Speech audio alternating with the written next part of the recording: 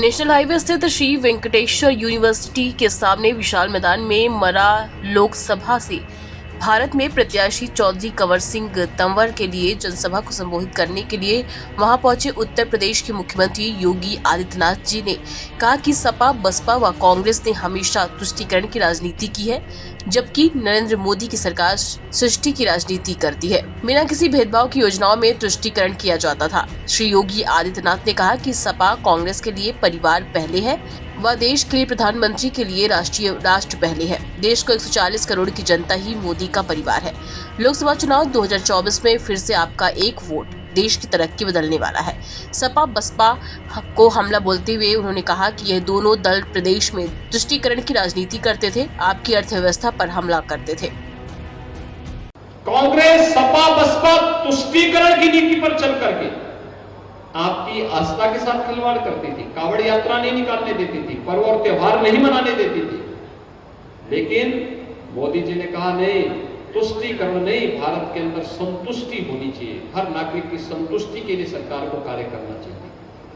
सरकार समस्या नहीं हो सकती, सरकार समाधान का नाम होना चाहिए।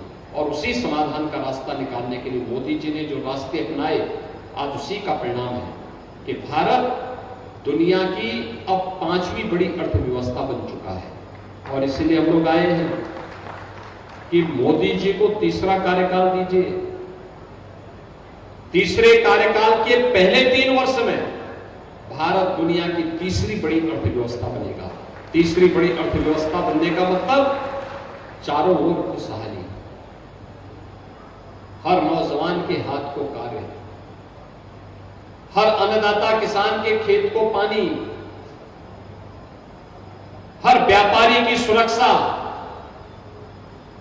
हर महिला के स्वावलंबन का कार्य, बिना भेदभाव के सिचुएशन के 100% लक्ष्य को प्राप्त करने के लिए आज देश के अंदर एक ही आवाज उठ रही है। और वो आवाज है पूरे देश के अंदर कि बड़े फैसले कर रहे हैं इंतजार, इस बार 400 पार। बड़े फैसले कर रहे हैं इंतजार, इस बार 400 पार करने के लिए अमरोहा भी हमें चाहिए। यानी एक वोट की कीमत क्या होती है कि आप इसी से समझ सकते हैं।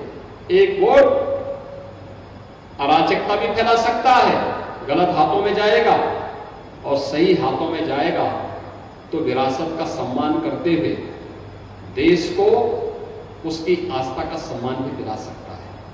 अयोध्या में रामलला का दर्शन करने का अवसर हम सबको प्राप्त हो रहा है इस समय।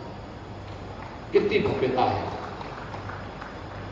और इसीलिए आज मैं आया हूं आपके पास कहने के लिए कि एक वोट नौजवानों के हाथों को आजीविका दे सकती है, एक वोट उसे गलत दिशा में लेकर के अपराध की दुनिया में भी धकेल सकती है।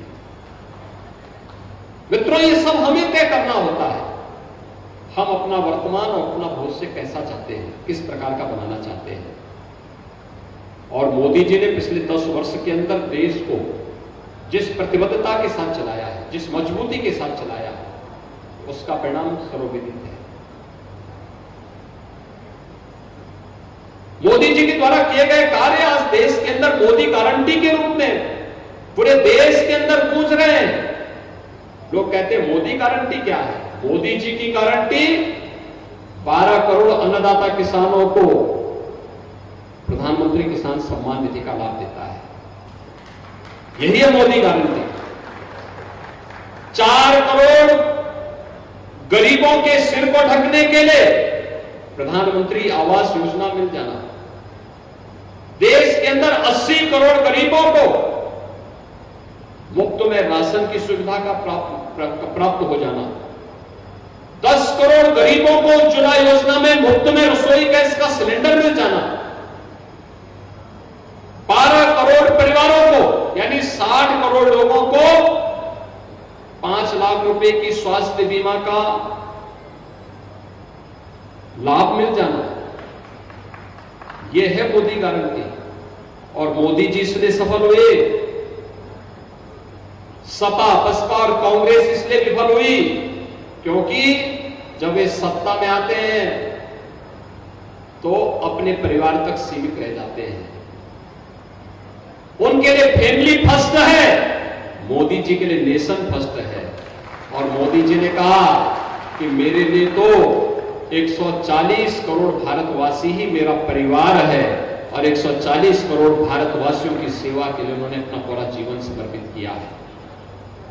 ये लोग सत्ता में आते हैं, सपा बसपा और कांग्रेस के लोग आज सत्ता में आते हैं तो जातिवाद के नाम पे सामाजिक ताने बाने को छिन्न भिन्न करते हैं। और मोदी जी सत्ता में आए तो उन्होंने कहा नहीं, मेरी सरकार हर भारतवासी के लिए, गांव के लिए, गरीब के लिए, किसान के लिए, नौजवान के लिए, महिलाओं के लिए, समाज के हर तबके के लिए कार्य करेगी। और इसके लिए मोदी जी ने नारा दिया, सबका साथ सबका विकास का। फरमान मिर्जा, अमरोहा से।